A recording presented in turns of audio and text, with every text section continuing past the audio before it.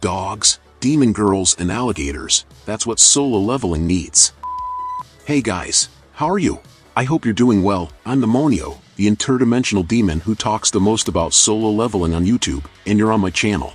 If you're reading Solo Leveling Ragnarok, also known as the official sequel to Solo Leveling, you're noticing how interesting and fun the story is, and those who read the recent chapters, from chapter 40 onwards, saw how well developed Suho is. But let's take it one step at a time. Solo Leveling Ragnarok is the official direct sequel to the original series, with a new protagonist, since now gods from other universes are trying to invade our world. With a secret conspiracy led by their servants, Suho will try to stop these deities from taking over our world while using the system and recruiting companions to become stronger. Many people on the internet argue that Solo Leveling Ragnarok is bad, that it would be the equivalent of Boruto in terms of the quality of a sequel, and I honestly can't understand these people, and I wonder if we are reading the same thing, because Ragnarok, in my opinion, is superior to the original Solo Leveling, since all the defects that the original series had are being corrected, developed and worked on. The fact that Sung Jin-woo is an apathetic protagonist in relation to human life, the little development of the secondary characters,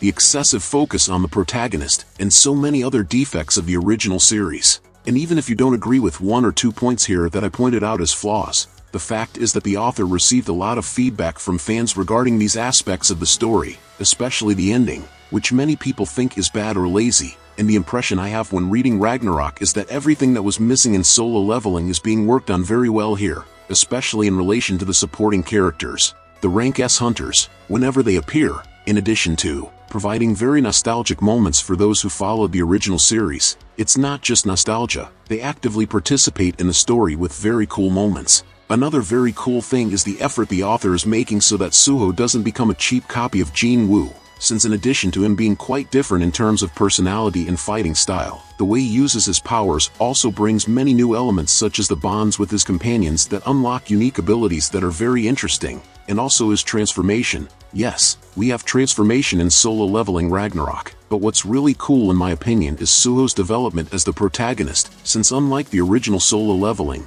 where Jin-woo wins the system and doesn't have many ambitions in the story other than healing his mother, Suho starts his journey with a big backstory involving conspiracies of demonic servants of gods invading dimensions, and he has a much more supporting role in the story compared to Jin-woo. But after fighting one of the villains, our protagonist has several identity conflicts in which he questions himself if he really wants to do those things or if he's just letting fate take over, and when he defeats a very egocentric villain he decides to take some of that ego for himself, and this helps him define what he wants to achieve. And we can't forget the battles that are even more intense and creative. Seriously guys, if you can, read Solo Leveling Ragnarok. I can say without a doubt that it's an upgrade from the original Solo Leveling. But what about you? Are you following Ragnarok? What do you think? Leave a comment, and if you liked the video, subscribe to see the next content. Until next time my people, demonic hugs.